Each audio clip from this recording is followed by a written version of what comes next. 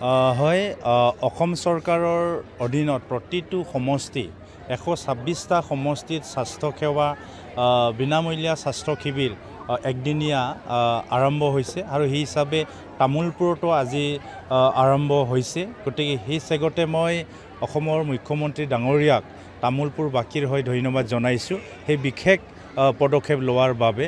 কাৰণ আজি বহু গাৰ্জেনে নিজৰ ল'ৰা ছোৱালী কোনটো ৰোগত ভুগি আছে সেইটো বিশেষকৈ নাজানে, কিন্তু এনেকুৱা স্বাস্থ্য শিবিৰে আমাৰ গাৰ্জেনসকলক মা দেউতাক সজাগতা অনাৰ লগতে আমাৰ ল'ৰা ছোৱালীক স্বাস্থ্যৱান কৰি ৰখাত সহায় কৰিব বুলি মই আশা ৰাখিছোঁ।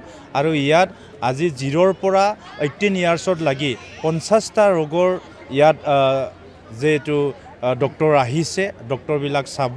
লগতে যি আমাৰ ৰোগীসকল আছে বা যিসকলে ইয়াত স্বাস্থ্য দেখাব আহিছে তেখেতসকলক ইয়াত এন্ট্ৰি কৰা হৈছে, যাতে ভৱিষ্যতত সেই ল'ৰা ছোৱালীক যাতে কিবা এটা বিশেষ তেনেকুৱা বেমাৰ দেখা দিলে যাতে তেখেতসকলক চাই ডাইৰেক্টলি ট্ৰিটমেণ্ট কৰিব পাৰোঁ বিভিন্ন চৰকাৰী মেডিকেলৰ পৰা।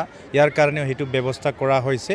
আৰু চৰকাৰী আঁচনিবিলাকৰ জৰিয়তে যি আমাৰ স্বাস্থ্যৰ যিবিলাক আঁচনি আছে সেই আঁচনিৰ জৰিয়তে চৰকাৰৰ তৰফৰ পৰা বিনামূলীয়া যি স্বাস্থ্য সেৱা আগবঢ়োৱাৰ যি আমাৰ প্ৰতিশ্ৰুতি আছে সেই হিচাপে ইয়াত মই পৰৱৰ্তী সময়তো একে থাকিব বুলি মই আশা ৰাখিছোঁ। আৰু আজি সঁচাকৈ মোৰ সমষ্টিত তামোলপুৰ সমষ্টিত ৰাইজৰ ইমান সমাগম আৰু ৰাইজে সি ফ্ৰী স্বাস্থ্য সেৱা ইয়াত নিজৰ ল'ৰা ছোৱালীক লৈ আহিছে, তেখেতসকলক মই ধন্যবাদ জনাইছোঁ।